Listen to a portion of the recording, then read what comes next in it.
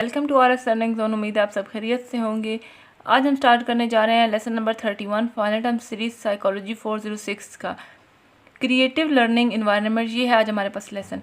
Video को and तक आपने लाजमी देखना है और अपने दोस्तों के साथ वीडियो को शेयर किया करें। यहाँ पर हम पहला टॉपिक डिस्कस कर लें, क्लासरूम मैनेजमेंट। तो बच्चों आज हम पढ़ेंगे कि एक पॉजिटिव और प्रोडक्टिव जो लर्निंग इन्वायरमेंट है वो कैसे क्रिएट किया जाता है इस चैप्टर से, क्रिएटिंग लर्निंग इन्वायरमेंट। यहाँ पर आपके पास एक है क्लासरूम मैनेजमेंट का लफ्ज़ और एक है सेल्फ मैनेजमेंट। अब क्लासरूम मैनेजमेंट क्या है? क्लासरूम मैनेजमेंट का मतलब होता है कि एक पॉजिटिव या जो प्रोडक्टिव लर्निंग इन्वायरमेंट होता है, एक पॉजिटिव मस्बत लर्निंग इन्वायरमेंट बनाना जो बिहेवियर प्रॉब्लम से बिल्कुल पाक साफ हो, उसको हम कहते हैं क्लासरूम मैनेजमेंट। क्लासरूम मैनेजमेंट ये है हमारे पास, it refers to maintain a positive and productive learning environment. Classroom management ये आपके पास एमसीक्यूज़ के लिए भी आ सकता है। यहाँ पर आगे हमारे पास है self management on the other hand. तो अब सेल्फ मैनेजमेंट क्या है? ये होती है कि ये अपने आप का जो बिहेवियर है ना, अपना बिहेवियर है, उसको कंट्रोल करना और अपनी जिम्मेदारी को मान लेना, ये होती है self management. Self management is the management of one's own behaviour and to accept responsibility for one's action. ये आपके एमसीक्यूज़ के लिए भी इंपॉर्टेंट है स्टेटमेंट्स। ये था। अब यहाँ पर देख लें कि सेल्फ मैनेजमेंट में क्या होता है। सेल्फ मैनेजमेंट में है कि स्टूडेंट्स खुद अपना बिहेवियर कंट्रोल करता है, और जो क्लासरूम मैनेजमेंट है उसमें टीचर जो है ना वो स्टूडेंट्स से चाहते हैं कि डिसिप्लिन हो। ठीक है, जो टीचर्स हैं उनकी ये ख्वाहिश होती है कि जो वो स्टूडेंट्स फरमाबरदार हो। सेल्फ मैनेजमेंट में क्या है कि स्टूडेंट खुद अपना बिहेवियर कंट्रोल करते हैं। अब नेक्स्ट हमारे पास है जी सेल्फ कंट्रोल। सेल्फ कंट्रोल में हमने क्या पढ़ना है? Self management involve self control on the part of the students. Self management में सेल्फ कंट्रोल भी होती है। अब सेल्फ कंट्रोल का मतलब क्या है? अपनी ज़रूरियात को पूरा करना। Self control involve fulfilling and satisfying one's own needs. अपनी ज़रूरियात को पूरा करना लेकिन दूसरों के राइट्स और नीड्स का, ज़रूरियात का, उनके हकूक़ का भी ख्याल रखना। उन दूसरों के ज़रूरियात और हकूक़ का ख्याल रखते हुए अपनी ज़रूरियात को पूरा करने का मतलब है, ये है हमारे पास सेल्फ कंट्रोल। अब आगे हमारे पास है बेटर टाइम मैनेजमेंट। इसमें क्या पढ़ना है?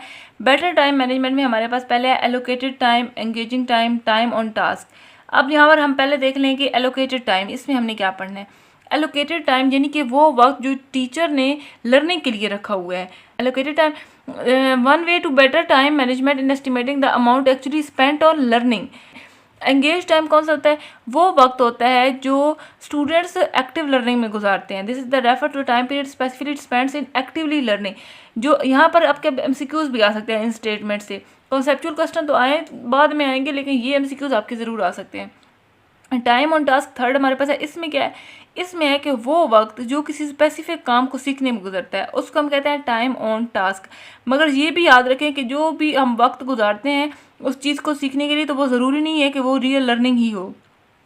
Time spends on various phase in learning may और may not lead to real learning, ये आपने याद रखना है। अब यहाँ पर आगे हमारे पास है एकेडमिक लर्निंग। एकेडमिक लर्निंग क्या होता है? एकेडमिक लर्निंग रेफर करता है वो वक्त होता है जब स्टूडेंट्स असल में सीख रहे होते हैं और समझ रहे होते हैं, उसको हम क्या कहते हैं? Academic learning. ये चीज़ हमारे पास है। अब यहाँ पर जो है ना वेस्टीन और मिगानो, ये क्या कहते हैं? वेस्टीन और मिगानो की रिसर्च है कि 1100 जो है ना घंटे, ये चीज़ जो है ना इन्होंने रिसर्च किया। इनकी रिसर्च में हम देखें कि 1100 घंटे क्लास टाइम में से इन्होंने कहा कि 1000 घंटा जो है वो अटेंड किए जाते हैं, 500 घंटे एक्चुअल एकेडमिक टाइम है, 400 घंटे एंगेज टाइम है, और सिर्फ 300 घंटा असल एकेडमिक लर्निंग टाइम होता है। ये आपने एमसीक्यूज़ के लिए याद रखना है। ये 500, 300 आवर्स ये हमारे पास सारे लिखे हुए हैं। ठीक है, अब आगे हम देख लें कि लर्निंग और मोटिवेशन इंप्रूव करने की स्ट्रेटजीज़ कौन सी हैं। यहाँ पर हमें स्ट्रेटजीज़ दी हुई हैं कुछ। किसने दी थी? यही वेस्टीन और मिग्रानो चल रहा है। जो हमारे पास पहला है ना, ये एडमिनिस्ट्रेटिव रूटीन है, यानी कि अटेंडेंस कैसे लेनी है और कौन मॉनिटर होगा, सब ये ना ये देखें। Such as when and how attendance will be taken, who shall be the monitor of the class. ये एडमिनिस्ट्रेटिव रूटीन होती है कि कौन अटेंडेंस कैसे लेनी है और कौन मॉनिटर होगा। अब अगला है स्टूडेंट मूवमेंट। इसमें क्या है कि स्टूडेंट्स कब और कैसे क्लास में आएंगे और कैसे जाएंगे, ये चीज़ क्लियर करो। अब हाउस कीपिंग, यहाँ पर है हाउस कीपिंग। हाउस कीपिंग क्या है कि स्टूडेंट्स की जो पर्सनल चीज़ें हैं वो कहाँ रखी जाएंगी। House keeping. इसमें अगला हमारे पास है routine for interaction between students and teacher. ये है कि जो इंटरेक्शन रूल्स होते हैं ना कि टीचर्स और स्टूडेंट की बातचीत किस तरीके से होगी, ये चीज़ क्लियर हो। रूटीन फॉर अकम्पलिशिंग लेसन, यानी कि कंप्लीट जो लेसन करना है तो उसकी जो रूटीन बनानी है, रूटीन फॉर लेसन कि होमवर्क असाइनमेंट कैसे कलेक्ट होंगी और कैसे उनको रिटर्न किया जाएगा, कैसे वापस किया जाएगा बच्चों को। फिर है procedure for talk between students, यानी कि स्टूडेंट्स आपस में जब बात करेंगे तो वो कैसे बात करेंगे। ठीक है, how to improve your class, यानी कि अपनी क्लास को कैसे बेहतर बनाएं। अब जो इन सब बातों को देखकर टीचर्स को ये काम ज़रूर करना चाहिए, जैसे कि अब यहाँ पर divide and convey how students are expected to enter and leave classroom, कि बच्चों को बताएं कि क्लास में कैसे आना है और कैसे जाना है। डिसाइड करो कि क्लासरूम इक्विपमेंट कैसे मेंटेन होगा। टीचिंग शुरू करने का एक क्लियर सिग्नल सेट रखो, यानी कि establish a clear signals to start of teaching. उसके बाद प्रोसीजर सेट करो कि स्टूडेंट्स कैसे सवाल पूछेंगे और कैसे मेक कमेंट्स और कैसे कमेंट्स देंगे, असाइनमेंट कैसे दी जाएंगी और वापस कैसे दी जाएंगी। ये जो सारी चीज़ें ना ये क्लास मैनेजमेंट को बेहतर बनाएंगी और लर्निंग और मोटिवेशन को इम्प्रूव करेंगी। फिर यहाँ हमारे पास एक है सेल्फ डिसिप्लिन का लफ्ज़ और ग्रुप डिसिप्लिन का। अब सेल्फ डिसिप्लिन क्या और ग्रुप डिसिप्लिन। सेल्फ डिसिप्लिन में ये सब जो रूटीन्स है और प्रोसीजर सेट करने से ना, जो हमारे पास ऊपर एक्टिविटीज़ थी, ये जो हमारे पास ऊपर रूटीन्स थी, ये हमने जो सारा कुछ पढ़ा, उनको सेट करने से सेल्फ डिसिप्लिन आता है, क्लास डिसिप्लिन आता है और ग्रुप डिसिप्लिन आता है, जो हमने ऊपर एक्टिविटीज़ और स्ट्रेटजीज पढ़ी।